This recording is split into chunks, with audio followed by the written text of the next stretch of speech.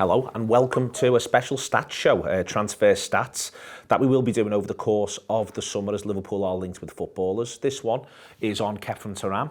It is also on Kone from Borussia Mönchengladbach, Claudio Kone, and also on Alexis McAllister with a little bit of Curtis Jones in there as well. I'm going to talk actually about the use of stats and how, as players' roles change across the pitch and what Liverpool might be looking for, could be a little bit different from what we usually expect. That is to come in the second part of this. But for now, we'll start off with Thuram up against the league average. You'll be able to see that on screen, playing for Nice for Ligue 1 over the course of the campaign.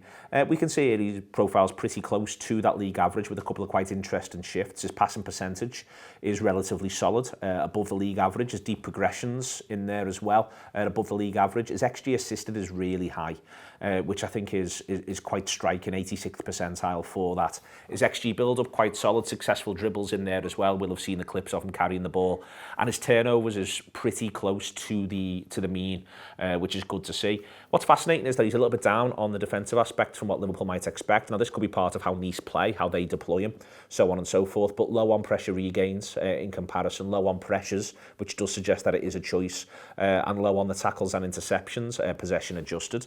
Moving forward, this is him for deep progressions compared to the rest of the Nice squad. You can see him there, third down, pretty solid third place. The next one is what grabbed me though, through balls, well and truly Nice's most creative footballer. And if we move forward from there, if you can see him there right out the front on Nice's through balls per game, is to look at what those are. Here are his key passes and assists over the course of the campaign. 32 key passes that resulted in 4 goals. For me, though, what's really interesting is how central these key passes are. They're pretty much all within the width of the penalty area. And that is intriguing to me with the way Liverpool are, for instance, currently using Henderson around that side of the pitch and what they are or aren't asking. So the idea of someone who produces a lot of through balls from certain areas, and we can see where those areas are using that graphic. All of them, you know, is of the expected goals that he creates, 3.26 end up from the foot, which, again, not the idea of balls being whipped into the penalty area there. Headers only 0.07. That's Thuram, profiling quite interestingly. Here is Kone, and Kone looks exceptionally strong in a number of areas, again, up against the league average, the Bundesliga average. Passing percentage, 88%, that's the 82nd percentile. All the way down to 80 is the average across the whole of the division. Again, more on deep progressions than you might think. A little bit more XG build-up. Wins an unbelievable number of fouls and does an exceptional number of dribbles per game that are successful. But 97th percentile for fouls won is quite an interesting thing, because Liverpool have struggled breaking up play and having play be broken up on their terms this season. Where he doesn't profile like your normal number 6 is the number of turnovers. He's 8th percentile for that, 2.74 a game. For midfielders in general, it's 1.46. You know, Liverpool don't want to be losing the ball in those sorts of areas, but he's really strong on pressure regains, pressures, possession-adjusted tackles, and quite strong on possession-adjusted interceptions. I think Liverpool really see this as a footballer they can do something with, a footballer that they can hone and find a little bit of a way out of. So I'm intrigued by him. Also with Thuram, he's very, very high for carries as well in there. So these are Kone's pressures, and as you can see, these are all of his defensive activity over the course of the season. Fouls, tackles, challenges, interceptions, block passes. It's really noisy. But the thing about it you can see is that he's all action. He's out there to pressure and win the ball absolutely all over the pitch. He doesn't prefer one side to the other or anything like that. All of the main front 2/3 of the pitch, his area, he sees it as his area to go and win the ball, and that's what he's about. After this, a little thing coming now from Gutter this week. After that, we're going to have a chat about Alexis McAllister, Curtis Jones, and how we profile these midfielders. Adam, what's intriguing, you said at the beginning of the show that Kone and Thuram seem similar players to each other. And I think that's what appeals to me about the idea that we should get both. And if we're not getting those two, get one of them and another one who's a similar sort of profile in terms of physicality and skill sets. I don't want to buy one specialist who's going to replace Fabinho and then him get a knock and be out for a month and we're still scratching around. I just wonder, I mean, if I'm Liverpool, right, I'm on the transfer committee at Liverpool, I'm all in for the revolution here, going, I want to build the next title-winning side. I don't want to tinker around the edges. And buying one physical lad this summer feels like a tinker. I feel we need to buy, whether it's these two, one of these two and someone else, I feel we have to get two. of that profile of footballer. What are we saying? That can play six, is tall, powerful, French. So what I've been struggling with, going through all the fantastic amounts of data that StatsBomb has, is precisely how we work out what it is that Liverpool are looking for from areas of the pitch, from individuals, especially given the fact that now, you look at the way Liverpool are currently profiling. You've got a right-back who moves himself into centre midfield and acts as a playmaker. You've got a right-hand-sided centre-half who plays portions of the game at right-back, especially when Liverpool don't have the ball, but even at times when Liverpool do. You've got a left-back who's we're used to seeing bombing on and roaming forward, who sits a little bit closer, almost in the back three, but then he does go and move as well. You've got two players who we would think of as number 8s in Jones and Henderson, but who occupy really quite advanced positions, almost like number 10s. And then you've got, which has always been a problem, whoever it is who plays number 9 for Liverpool is expected to do a lot of number 10 or even just attacking midfielder work.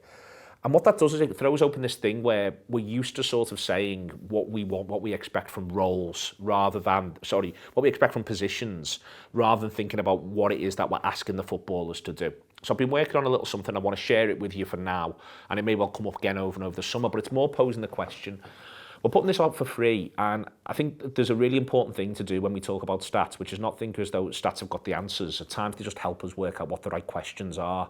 And I think in general, the stats community, the people in the football analytics community who I like to listen to and who I find really engaging, are the people who say, well, we don't know, but we're using some of this information to try to find out and work out a little bit more. So I'm going to do a little bit of a story using McAllister and Jones as an example. So this is Alexis McAllister, profiled as a midfielder in the StatsBomb radar setup, and we can see, he's the red shape and the league average is the blue shape, where he's relatively close to the league average in a number of areas, better in a few, but ultimately, just sort of knocks around there as looking like a midfielder. But we all know, because we've seen him play, that Alexis McAllister's a really good player.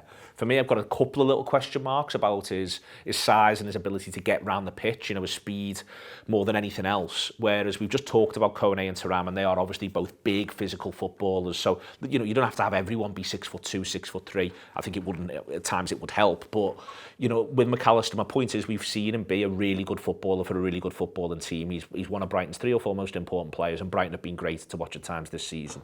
So looking at him profile there, that's where he is as a midfielder.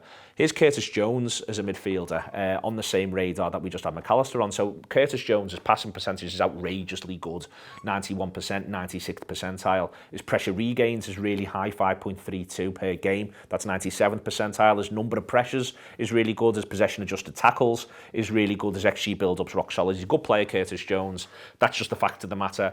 With that 91% passing completion, you might have a bit of a thing where you're saying, well, where is he passing to? But I think that's part of, he's doing what the manager wants him to do much of the time, and that's a separate conversation. But if McAllister's coming in, I think there's an expectation he's going to be playing in one of the 2 positions that sit in front of Fabinho and Trent in real terms as to how we play. I think we can agree that, and if we can agree that, we can move on. So what I had a little look for was a few areas where ultimately I reworked, going back in March for a gutter, what we might be looking for from a midfielder. So this isn't the typical midfielder radar, so I'll talk you through it as it goes round. At the top, here's Alexis McAllister, is deep progression. So McAllister's in red and the league average is in blue. Deep progression's progressing the ball from deep. Fouls 1, explanatory. Turnovers, you want it to be as low as possible. McAllister outdoes the league average in that. Pressure regains, you obviously want to be able to do that. On ball value, McAllister's not quite as high as the league average, but he's not far off it. But I think anyway, the idea that on-ball value is only ever a positive in terms of going forward. We see a lot of Brighton play back to invite the press and then explode and go from there. His pressured pass percentage is really high. 83% of his pressured passes he completes. The league average is 77, and that's something Liverpool haven't been very good at. Is being pressured change in pass percentage? So his pass percentage completed is 87%. His pressured pass not completed is 83. That's not that bad, -4. There's not many players who are that much better than that, and he's better than the average in there. His number of carries is 43.9. His opposition ball recoveries is 4.86, which is better than the average. Counter pressures in opposing half, better than the average. Passing percentage, better than the average. And possession adjusted tackles, better than the average. And if what we're saying Liverpool are looking for is someone who can win the ball in the opposition half, counter-press in the opposition half smartly, pass really, really well, pass well under pressure, deal with progressing the ball from deep in a really good way, carry the ball. Here we can see McAllister is better than the league average in these areas, while still not absolutely shining. But my point is more, if we're trying to begin to anticipate what Liverpool are looking for, the old style as to, you know, the way in which we consider midfielders, we may need to change our mindsets a little bit. And moving forward, therefore, there's McAllister, and we'll flip immediately. You'll have McAllister on screen against the league average, and there's Curtis Jones. And we've got to see what Curtis has been doing. So that stuff on possession-adjusted tackles, on the left-hand side of your screen, passing percentage, counter-presses in opposing half ball recoveries, carries, and even as we go round to the bottom there, being pressured change in pass percentage. His pressured pass percentage is 88%, 96th percentile. You know, his pressure regains is 5.32, 97th percentile. And you can see how much better that is from the league average.